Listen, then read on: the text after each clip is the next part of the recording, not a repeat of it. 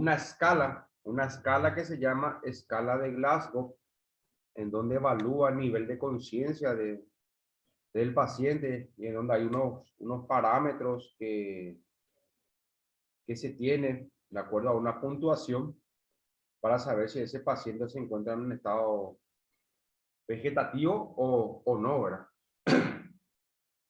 También lo más básico que vendría a ser son los signos vitales, cómo se evalúa la frecuencia cardíaca, la frecuencia respiratoria, ¿verdad? La presión arterial, que son evaluaciones básicas que se realiza o se le realiza al paciente, ¿verdad? En fin, tenemos muchos temas para poder hablar y para poder debatir. Así que yo ahora le quiero dar a ustedes la fecha. No sé si ya tienen ya la fecha del examen parcial y el examen final.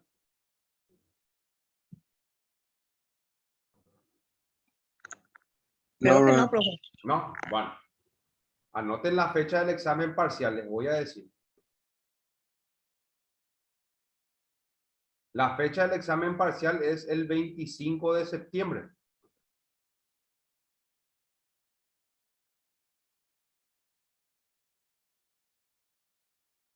Y la fecha del examen final es el 23 de octubre. Entonces, el examen parcial es el 25 de septiembre y el examen final es el 23 de octubre. O sea, Profesor, sí. el 25 de septiembre a nosotros nos habían pasado también que era fecha de las prácticas. Sí. Ese mismo día también se va a hacer el examen. Exactamente, así mismo. Así mismo. O sea, ustedes tienen sus prácticas conmigo. O sea, evidentemente ahora nuestra práctica va a empezar en el primer turno, va a empezar a las 9 de la mañana hasta las 11, ¿verdad?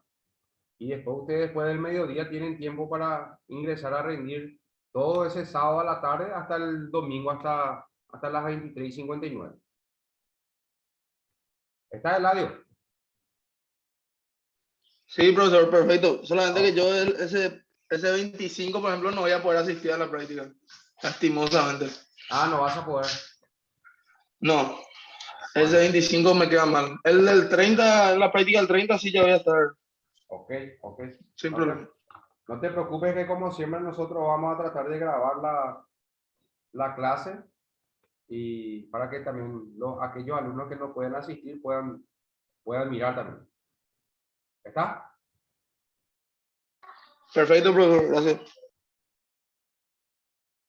¿Alguna otra pregunta antes de empezar? ¿Se entendió bien, verdad? No hay preguntas. No, ahí, ¿verdad? No, profesor. Ok, bueno. Entonces, el concepto de primeros auxilios son todas aquellas medidas o actuaciones que realiza el auxiliador o la persona que le va a auxiliar a ese accidentado en el mismo lugar donde ha ocurrido el accidente o algún tipo de enfermedad súbita. Por ejemplo, enfermedad súbita, por ejemplo, si el paciente se desmayó por por alguna patología de base, por ejemplo, una presión arterial alta, una lipotimia, un paro cardíaco, ¿verdad? En donde también yo les voy a enseñar a ustedes cómo se hace la reanimación cardiopulmonar o el RCP, tanto en niños como en personas adultas, y con material prácticamente improvisado, a excepción de algunas personas que sí tienen un botiquín, ¿verdad? En el auto o en la mochila, ¿verdad? Que siempre salen preparados hasta la llegada del personal especializado. Evidentemente, uno cuando va a realizar los primeros auxilios en un lugar determinado, siempre hay que comunicarse con el personal especializado, ¿verdad? Evidentemente, ya sea bombero o el personal de la ambulancia, ¿verdad?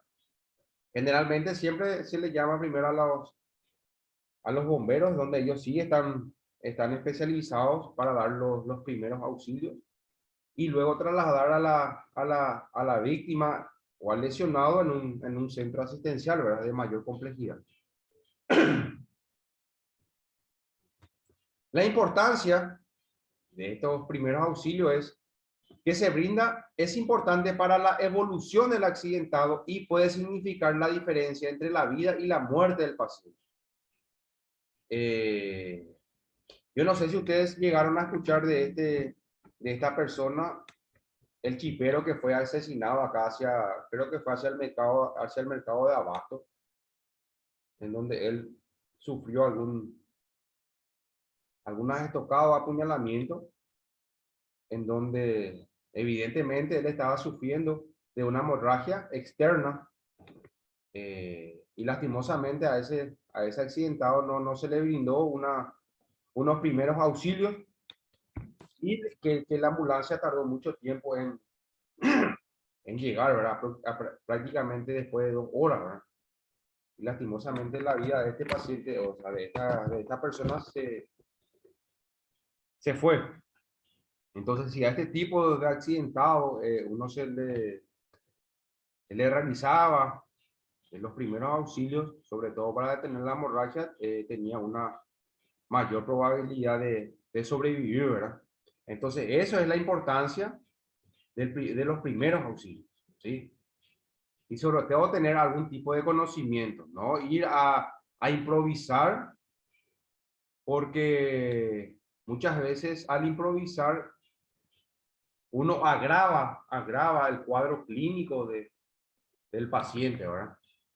Vamos a suponer que un paciente, qué sé yo, jugando fútbol, se dobla el tobillo, ¿sí? Y uno por querer ayudar o por querer hacerse del genio o del importante, y sin conocimientos previos, se acerca al lesionado y lo manipula el tobillo, ¿verdad? Empieza a mover de un lado, de otro lado. Entonces, ¿qué pasa? En este tipo de situaciones, si uno manipula sin algún tipo de conocimiento, puede lesionar aún más la lesión, ¿verdad? O sea, si el paciente tuvo algún tipo de esguince de tobillo, un esguince grado 2, uno puede llegar a lesionar, inclusive llegando a un grado 2 o al grado 3 del esguince, ¿verdad? Que ya es una ruptura total del ligamento. Entonces, la lesión se agravó. Entonces hay que tener mucho cuidado con eso. Los objetivos del primer auxilio es, en primer lugar, conservar la vida del paciente. Evitar complicaciones físicas y psicológicas, que fue lo que yo les dije, sobre todo en las complicaciones físicas, ¿sí? O sea, si el paciente tiene un tipo de lesión, nosotros podemos llegar a complicar y agravar esa lesión del paciente, ayudar a la recuperación, evidentemente, y asegurar el traslado de los accidentados a un centro asistencial, ¿sí? Evidentemente, dependiendo del tipo de lesión que haya sufrido este paciente, lo más importante y seguro es trasladar a un lugar de asistencia de mayor complejidad en donde se cuente con los equipos y el profesional preparado para ese tipo de situación. Ustedes llegaron a ver a esta chica que se la saltó en el colectivo y se cayó. Llegaron a ver en la noticia eso. Sí, vimos, profe. ¿Vieron? Bueno, Sí, se volvió viral. sí. Entonces, de acuerdo a la imagen que se veía ahí, ella, por ejemplo, al caerse, ¿qué pasó? Ella se volvió a levantar nuevamente, se sentó porque llevó la cabeza contra el pavimento. Entonces ella se sentó ahí unos minutos. Luego, ¿qué pasó con esta paciente? Esta paciente está ahora en un estado En un estado vegetativo está la paciente, ¿eh? Imagínense estando ahí ella sentada y llegar a este estado vegetativo, ¿sí? Porque ella al sufrir el golpe tuvo una hemorragia subdural, que es una hemorragia que se produce a nivel del cerebro. Esto comprime la masa encefálica. Entonces, esa compresión afecta el sistema nervioso del cerebro y uno llega a este estado vegetativo, ¿verdad? En donde este estado vegetativo se evalúa mediante una escala, que fue lo que yo les dije, que es la escala de Glasgow. Entonces, los principios en la actuación de los primeros auxilios es, en primer lugar, evaluar la escena. Evaluar la escena, sobre todo si hay, qué sé yo, si el paciente tuvo algún tipo de accidente y se está incendiando el vehículo, o sufrió algún tipo de derrumbe o algún tipo de incendio en la casa. Hay que tratar de ver, abrir las ventanas, evaluar si hay algún tipo de riesgo, tanto para el accidentado como para el que le va a ayudar a este paciente. Siempre hay que evaluar la escena del accidentado, observar todo lo que hay a su alrededor. Activar el sistema médico de emergencia local, o sea, llamar al 911 o a los bomberos, ¿verdad? O en este caso va a ser al SEME, ¿verdad? Brindar los primeros Permiso, auxilios. Sí, al 132 también. exactamente, al 132, sí, tenés razón. Y también al SEME. Entonces, eso, primero hay que evaluar la escena, llamar y luego brindar los primeros auxilios, ¿sí? Dependiendo de en qué situación se encuentra este lesionado, ¿verdad? Evidentemente, si el paciente tuvo un accidente en moto y se cayó en el pavimento, lo primero que hay que hacer es inmovilizarla al paciente, sobre todo en la parte cervical, ¿verdad? Tratar de no levantar la cabeza, no ladear de un lado, de otro lado, ¿sí? Porque muchas veces estos pacientes sufren algún tipo de luxación a nivel cervical o algún tipo de fractura, y nosotros al manipular la cabeza y cuello podemos agravar la lesión, ¿verdad? Y en unos minutos el paciente está consciente, vos podés hablar, preguntarle si se ubica en tiempo y espacio, cómo se llama, tratar de conversar con el paciente, y luego de unos minutos él ya puede entrar en un estado comatoso, ¿verdad? O sea, un estado de pérdida de conciencia, donde el paciente va perdiendo la conciencia paulatinamente, ¿verdad? Entonces, dependiendo del tipo de accidente que ha sufrido, la persona hay que brindar los primeros auxilios. Y luego trasladarlo a un centro de mayor complejidad. Como dijimos, el primer eslabón es determinar posibles riesgos en la escena del accidentado o del accidente. El primer eslabón es evaluar la escena del accidente. Esto implica que la seguridad ante todo de uno mismo y después a la víctima. Primero, yo, segundo, yo y tercero, yo. ¿Sí? Porque imagínense, ustedes están tratando de darle los primeros auxilios a este accidentado y ocurre otro tipo de accidente o una madera o algo suelto se cae y te quedas lesionado también vos. Por eso siempre hay que mirar todo el espacio, el contexto en donde ocurrió el accidente. Podemos evitar nuevos accidentes si señalizamos el lugar del accidente, donde ocurrió el accidente. Solo si hay peligro inminente para el accidentado se le desplazará manteniendo recto el eje de la cabeza, cuello y tronco. Solo si hay peligro inminente para el accidentado, ¿sí? En caso de algún tipo de explosión, algún tipo si hay un incendio, en ese caso, en ese tipo de casos, sí hay que desplazarle al paciente de ese lugar, porque es un lugar inseguro, ¿verdad? Y en ese caso siempre hay que mantener recto el eje de la cabeza, el cuello y el tronco. ¿Y por qué hay que mantener recto el eje de la cabeza, el cuello y tronco? A ver, ¿quién me puede decir? ¿Qué piensan ustedes? ¿Por qué?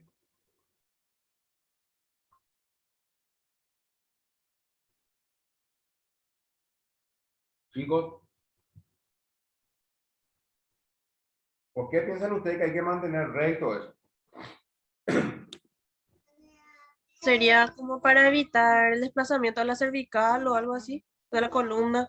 Exactamente. ¿Y la columna vertebral qué se encarga de albergar?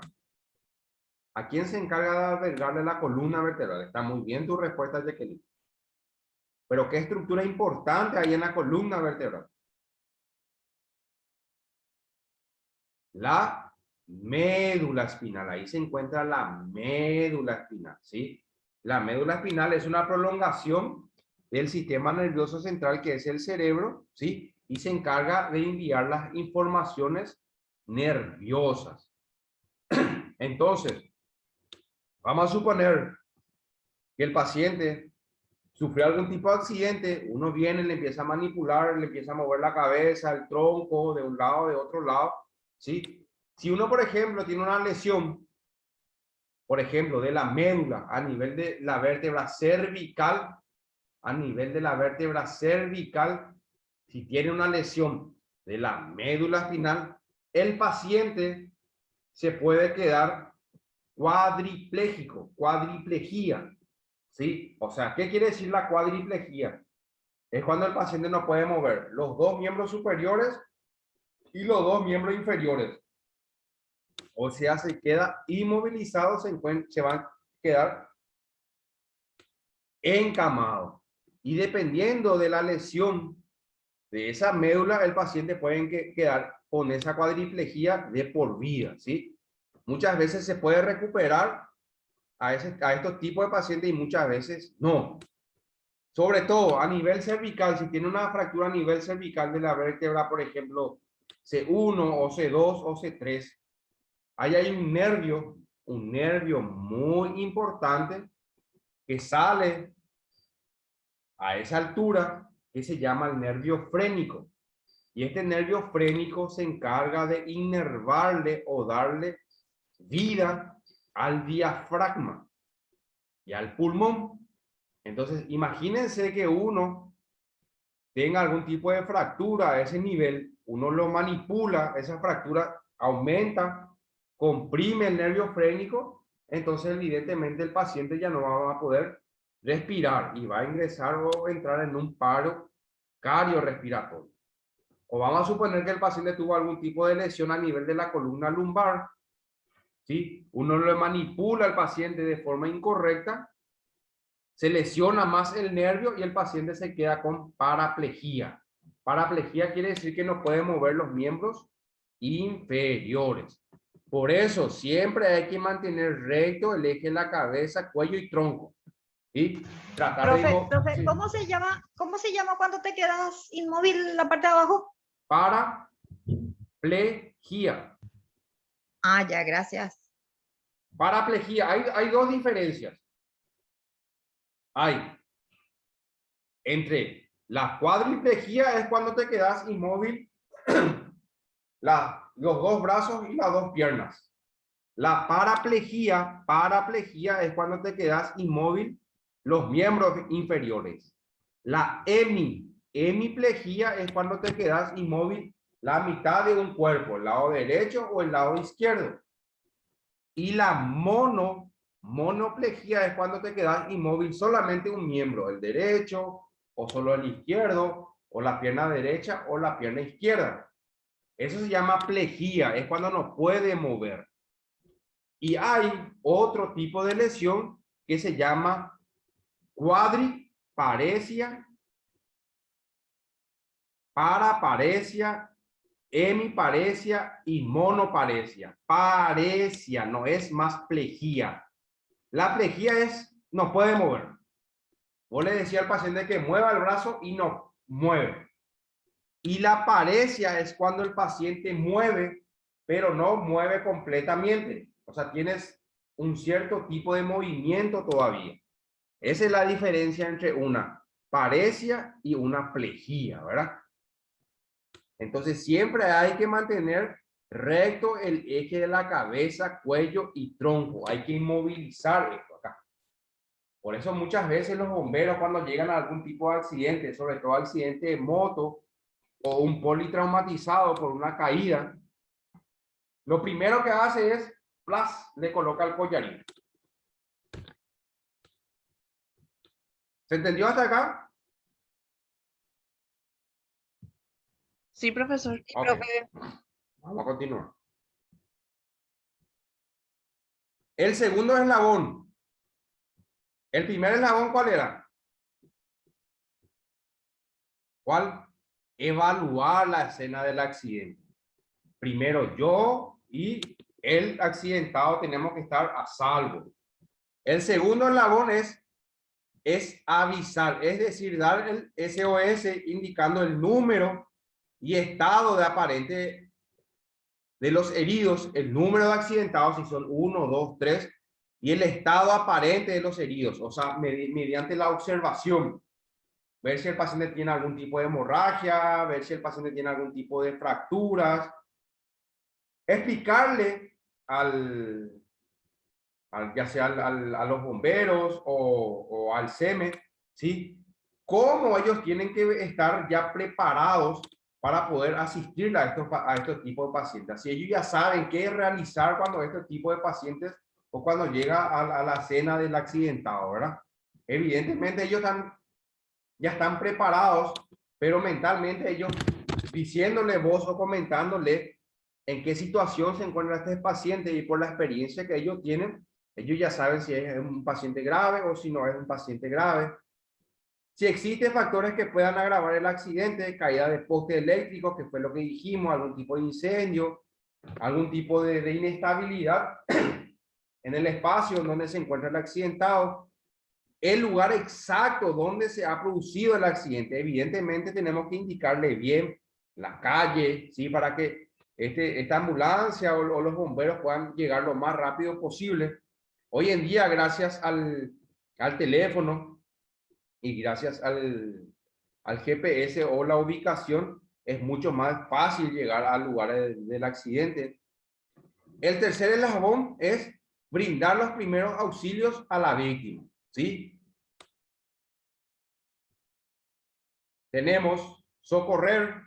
Esta es la finalidad principal de los primeros auxilios, pero para hacerlo correctamente, previamente hace falta realizar la evaluación del herido. Después lo que yo les dije, hay que observar, palparle al paciente, ¿sí? Se hace la evaluación del lesionado, ¿sí? Para ver en qué situación se encuentra, qué tipo de lesión presenta, la posición en cual se encuentra el paciente, ¿sí? Porque hay situaciones, por ejemplo, en donde el paciente, por ejemplo, está en esta posición, pero está entrando en una crisis convulsiva, ¿sí? Empieza a convulsionar al paciente. Entonces, en este caso, cuando el paciente empieza a convulsionar,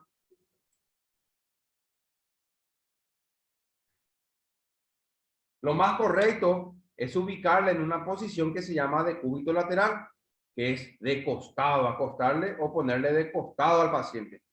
Porque muchas veces el paciente empieza a convulsionar, ¿sí? Esto puede hacer que el paciente o que estimule el reflejo del vómito, el paciente empieza a vomitar y vuelva a ingresar el vómito hacia adentro.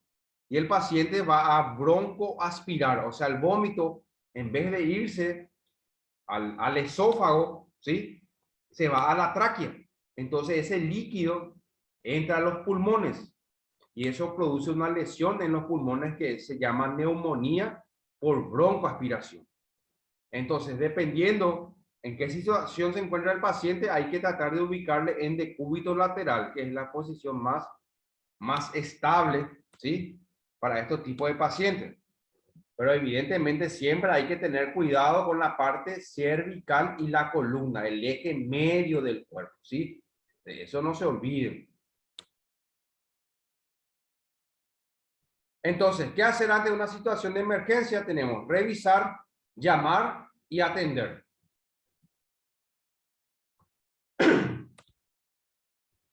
Revisar, que es observar en qué situación se encuentra el paciente, observar el espacio, si hay algún tipo de peligro. Luego debemos llamar, que fue lo que hablamos nosotros, ¿sí? Y luego atender o brindar los primeros auxilios al paciente. Hay una valoración, ¿sí? En la revisión o en la inspección de estos tipos de pacientes que se llaman valoración primaria. Y también hay una valoración que se llama valoración secundaria. La valoración primaria, el proceso de valoración consiste en la recogida de datos sobre el paciente que pueden ser de utilidad para facilitar la correcta actuación del que va a auxiliar al paciente. Consiste en identificar problemas que amenazan la vida del individuo, resumidos en A, B, C. A, estado de conciencia del paciente, vía aérea, ¿sí? O sea, que vamos a ver en un ratito que las vías aéreas o el estado de conciencia del paciente se evalúa mediante una escala que se llama escala de Glasgow. La vía aérea, la respiración, las vías aéreas siempre tienen que estar permeables, tienen que estar libres, ¿sí? Hay una posición, ¿sí? Para mejorar la vía aérea del paciente.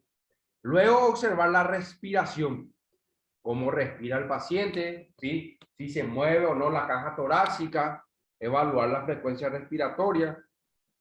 Luego tenemos la circulación. ¿Cómo nosotros podemos saber si hay circulación de sangre? Chicos, ¿cómo podemos saber eso?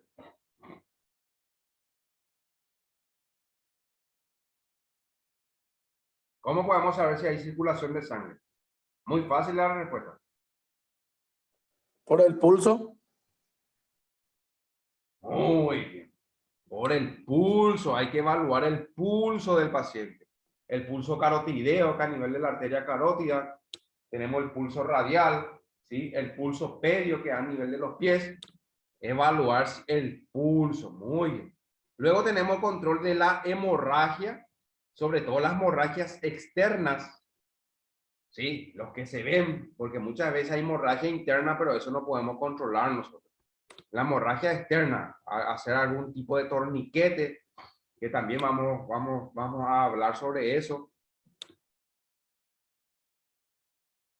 A o airway, o sea, debemos evaluar la permeabilidad de las vías aéreas necesaria para que el aire llegue a los pulmones, ¿sí? La permeabilidad de las vías aéreas. Estado de conciencia, observar si el paciente se encuentra consciente, ¿sí? O inconsciente. Que esto se hace mediante una escala que es una escala de Glasgow. Esto, por ejemplo, es una posición, ¿sí? De semi-extensión de la cabeza y cuello, ¿sí? En donde se tracciona el mentón hacia atrás, ¿sí? Y esto mejora la permeabilidad o la entrada de aire a los pulmones, esta posición. Pedida ayuda, abrir las vías aéreas, maniobra frente-mentón si no hay lesión cervical, que es esta que vemos aquí. Tracción mandibular si hay lesión cervical. Abrir la boca y revisar si hay algún tipo de material extraño. Entonces, hay dos tipos de maniobra para mejorar la permeabilidad aérea. La maniobra frente-mentón si no hay lesión cervical, que es esta que vemos aquí, donde se hace una semi-extensión de cabeza y cuello. Y si hay algún tipo de lesión cervical, o sea, el paciente refiere dolor, te dice, me duele a mí esta parte, acá la parte del cuello me duele, entonces le más seguro que tiene algún tipo de lesión cervical. Entonces ahí se hace la tracción de la mandíbula, ¿sí? Se hace una tracción de mandíbula, esto. Así, tratando de no mover la región cervical. Bueno, ¿hasta ahí se entendió, chicos?